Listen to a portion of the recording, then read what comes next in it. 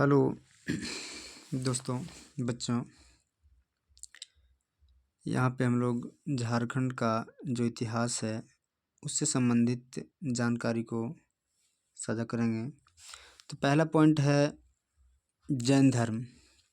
मतलब जैन धर्म का झारखंड के साथ क्या संबंध रहा है, झारखंड में जैन धर्म का क्या रिलेशन है, इसके बारे में हम लोग जानेंगे। मतलब जैनियों के 23वें तीर्थंकर पारसनाथ का निर्माण 717 ईसा पूर्व में गिरिडीह के निकट इसरी के पहाड़ पर हुआ था और इसी के कारण पहाड़ का नाम पार्श्वनाथ या तो पारसनाथ पड़ा। तो सीधा सी जानेंगे हम लोग कि जैनियों का जो 23वें तीर्थंकर थे पार्श्वनाथ, उसी का निर्माण 717 ईसा पूर्व में गिरिडीह के इसरी के निकट पहाड़ पर हुआ था और इसी के कारण इस पारसनाथ जो नाम था उसी के नाम कारण पारसनाथ पहाड़ पड़ा।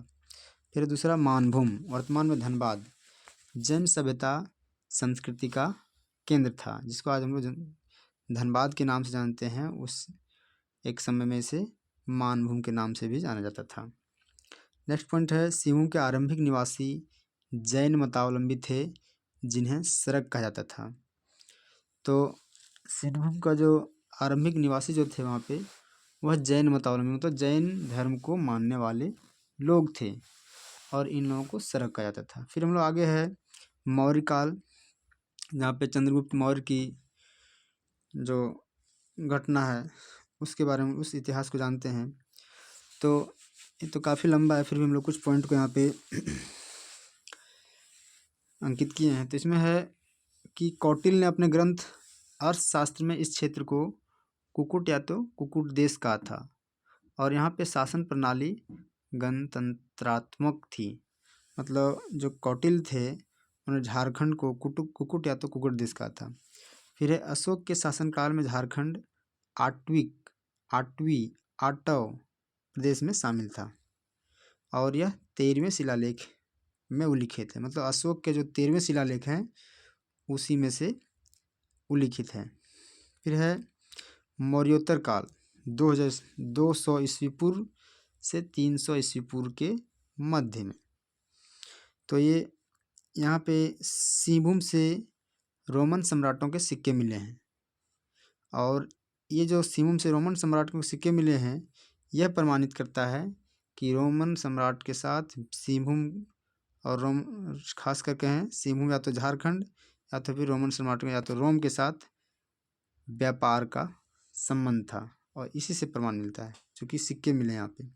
फिर चाईबासा से इंडो सिथियन सिक्के मिले हैं। फिर है गुप्त काल, गुप्त सम्राट समुद्रगुप्त के दरबारी कवि हरिसेन थी।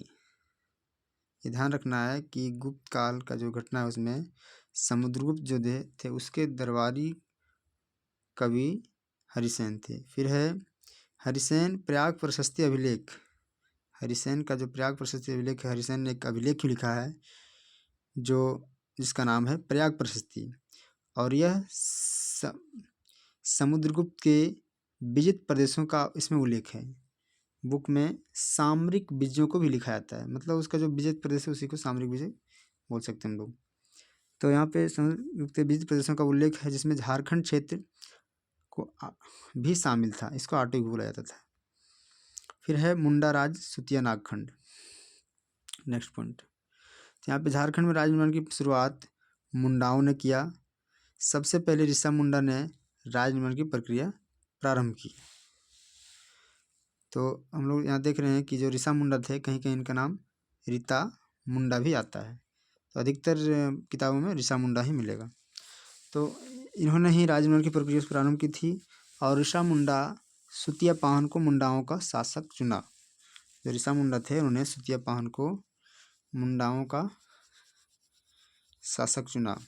सुतिया पाहन ने अपने राज्य का नाम अपने नाम पर सुतिया नागखंड रखा। इन्होंने अपने राज्य को 7 गढ़ों तथा 21 परगनों में विभाजित किया, मतलब इसको 7 गढ़ों में बांटा और 21 परगनों में विभाजित किया। तो ध्यान रखना है, मुझे आशा उम्मीद है कि आप लोगों को इससे कुछ सीखने को मिलेगा, कुछ नॉलेज आप लोगों को बढ़ेगा। तो आप थोड़ा ध्यान दें, मेहनत करें, पढ़ें और इन बिंदुओं को याद रखें।